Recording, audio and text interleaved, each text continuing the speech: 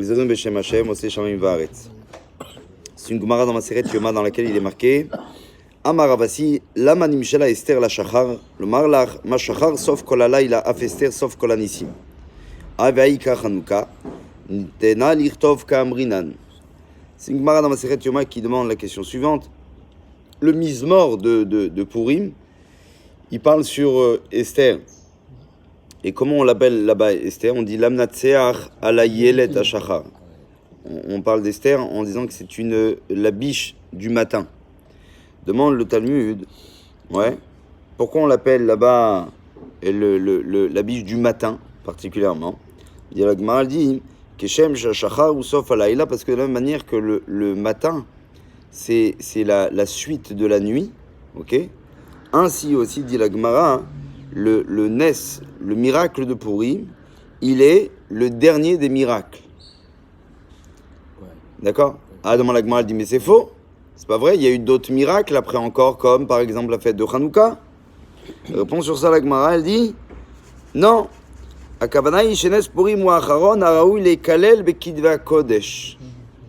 que dans les écrits saints qui ont été référencés, ça a été le dernier. Comment? Non, Hanouka, il n'y a pas d'écrit saint, Hanouka. C'est une histoire, c'est tout ce que tu veux, c'est une fête 15. On n'a pas dit que les miracles sont finis. Mais on a dit que parmi les écrits saints, lesquels ont été référencés et recensés en dernier, c'est la fête de Purim. D'accord? Voilà ce que dit la Gemara. Maintenant, on demande la Gemara en quoi véritablement il y a une différence entre le miracle de Purim et le miracle de Hanouka.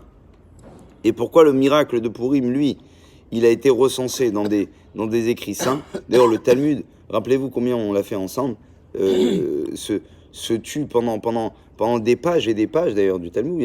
On se demande, est-ce que la Megillah, est-ce que c'est un parchemin qui est kadosh? Est-ce que le parchemin, est-ce qu'on doit lui conférer le même statut?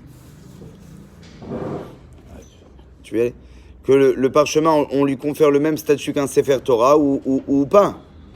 D'accord? C'est véritablement, on essaie de savoir. D'accord? Est-ce que c'est juste un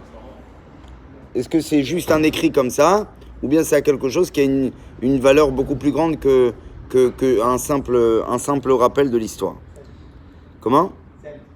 Ouais, c'est pour ça que regarde d'ailleurs que la Megillah de Purim ne peut être lue que dans un parchemin. D'accord? Convenablement écrit, sans les voyelles, comme un Sefer Torah. C'est-à-dire qu'il y a une sorte de degré aussi de la Megillah qui est très importante. Et donc il dit, pourquoi Béhémet pour Purim, on a dû donner cette chose-là, et pour Hanouka, on ne l'a pas fait? Et tout en sachant que, il faut que vous sachiez qu'il y a énormément de Megillot qui ont été écrites sur d'autres événements, mais qu'on ne fête jamais en fait. Comment? Non, alors je parle pas de... Non, ça c'est les 5 Megillot, tu as raison. Il y a 5 Megillot qui, elles, ont été écrites et qui ont demandé à être publiées.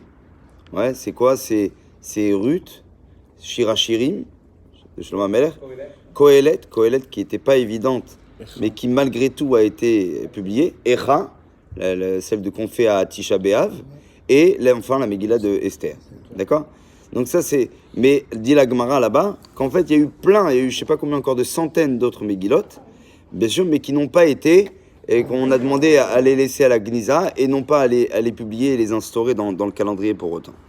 Alors, Rav Shmuel Halevi Vosner, il tente en tout cas de donner une idée pour un petit peu faire ce distinguo entre la fête de Purim et la fête de Hanouka. Alors il dit comme cela, il dit en fait à Hanouka, si on essaie de résulter un petit peu la fête, il y avait 2 nissim.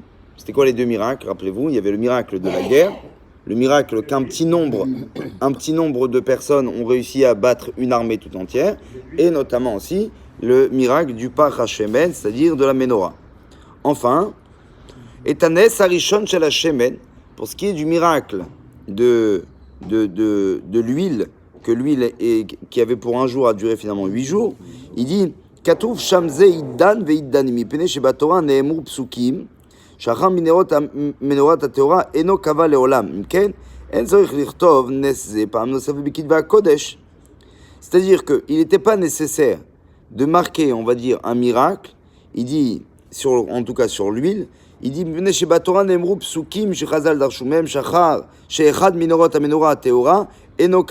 pourquoi? Parce que jamais la Torah avait dit il fallait que toujours la menorah reste allumée tamid. Comme ça c'est marqué. Dans Béalotra d'ailleurs, c'est même le dernier passage qu'on cite le dernier jour de Hanouka, où on demande que la menorah soit tout le temps allumée.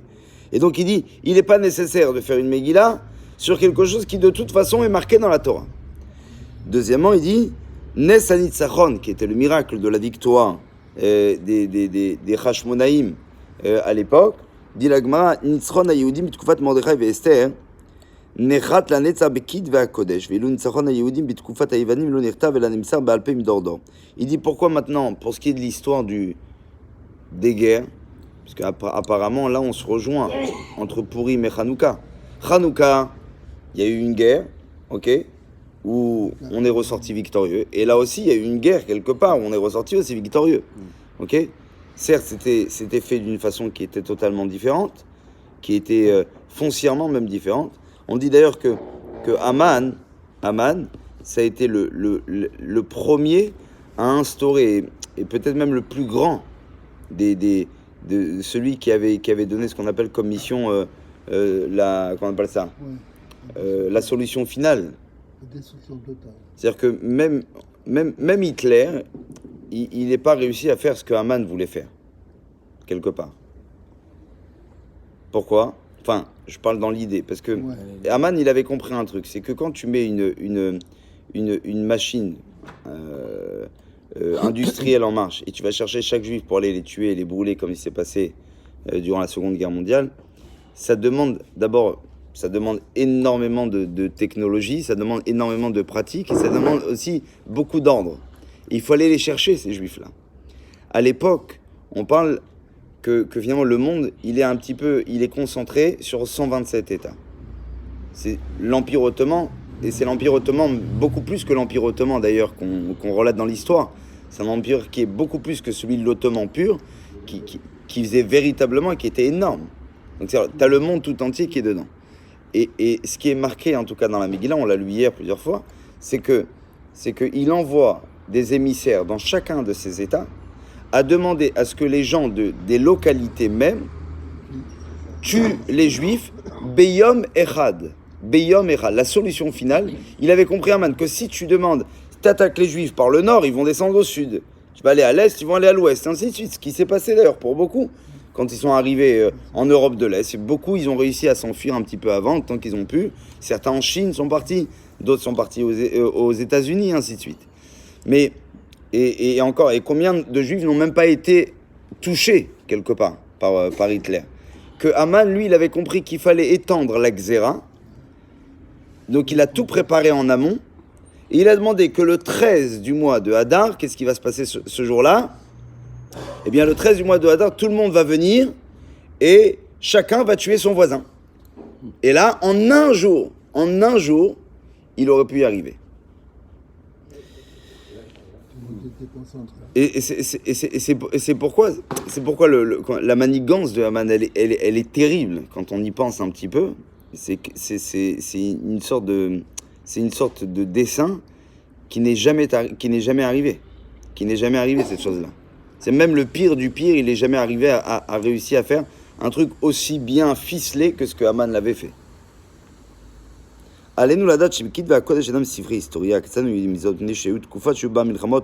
maintenant, pourquoi on a décidé d'en faire un livre, celui de Purim, alors que celui de Hanouka, on n'en fait pas un livre ?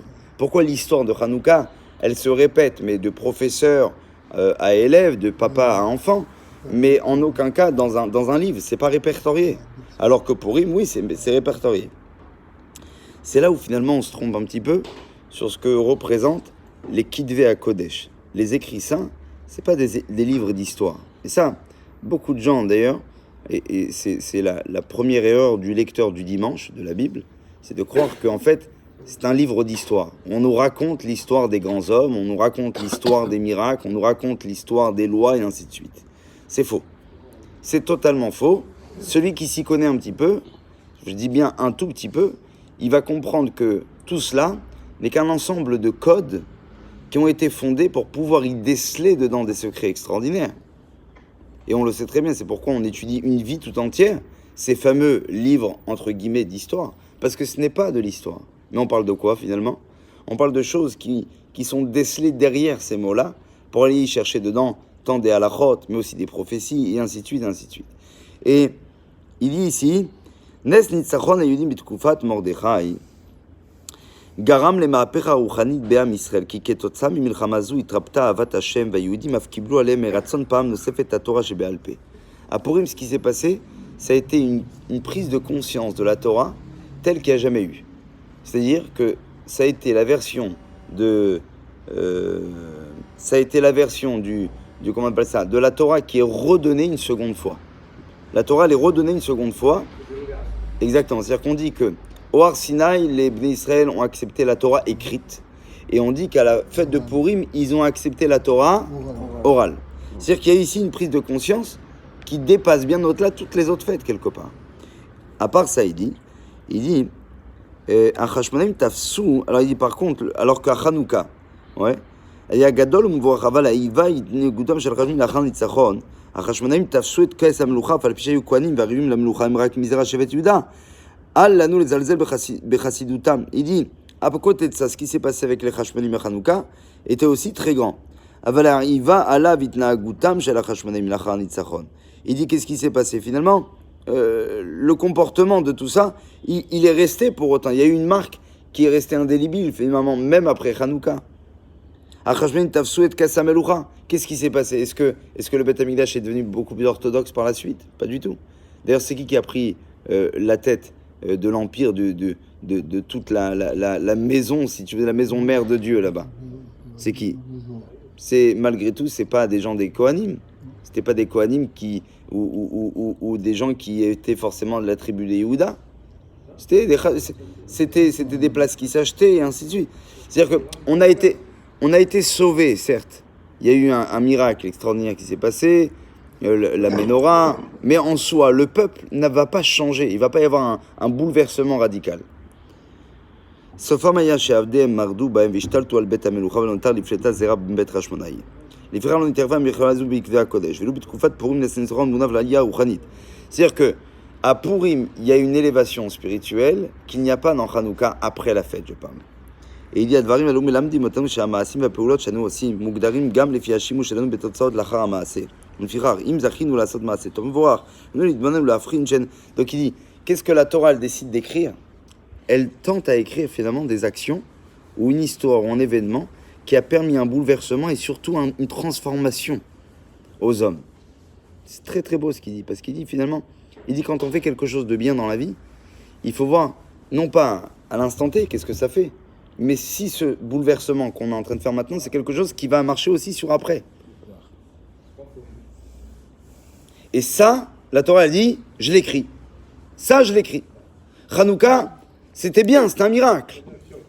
Mais après, ce qui s'est passé, non. Le Nes de Purim, oui. Il nécessite, si vous voulez, un petit peu le fait de le marquer, dans le sens où il y a une véritable élévation spirituelle. Et ce qui est vraiment exceptionnel, parce que quand tu regardes il y en a qui disent que c'est même, la Gemara elle veut dire d'ailleurs que c'est même pour ça, c'est une des raisons pour laquelle on ne fait pas le Hallel à Purim. Parce que si tu regardes dans toute la Megillah, il n'y a pas une fois marqué le nom de Dieu. Le nom de Dieu n'y paraît pas un seul instant. C'est même pire que ça. On ne parle que de juifs. C'est le mot le plus religieux de la Megillah, c'est le mot Yehudim. On parle ni de Ta'anit dans le sens religieux. On parle de faire un jeûne. On ne parle pas ni de mettre les tefilines, ni de faire la tzedaka, ni spécialement. Il n'y a rien eu. On ne parle pas des gens qui sont partis aller étudier la Torah. Tout ça, c'est marqué, mais de façon comment? Totalement. Exact. Non, mais c'est allusionné. Où ça? Derrière les mots, derrière le contexte.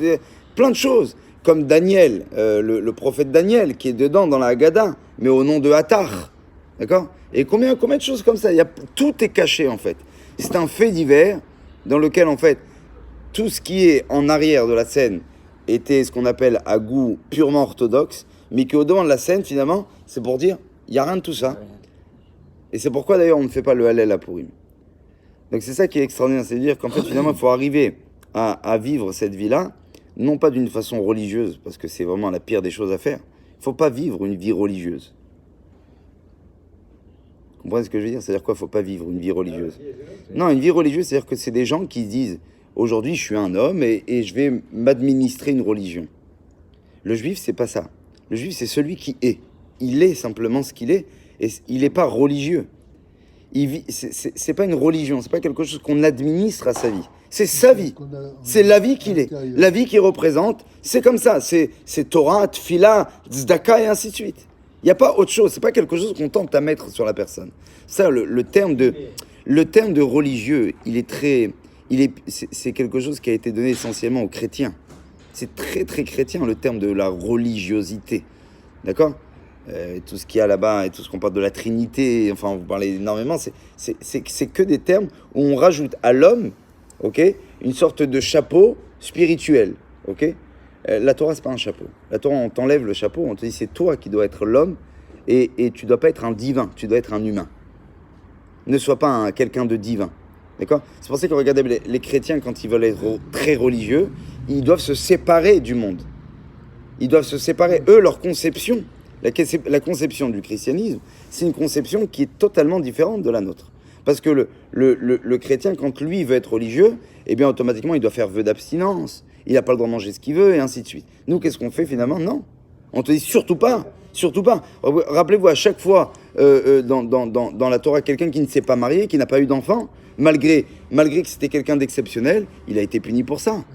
C'est-à-dire que tu ne peux pas t'échapper à ton rôle humain au quotidien. Chazak Baruch.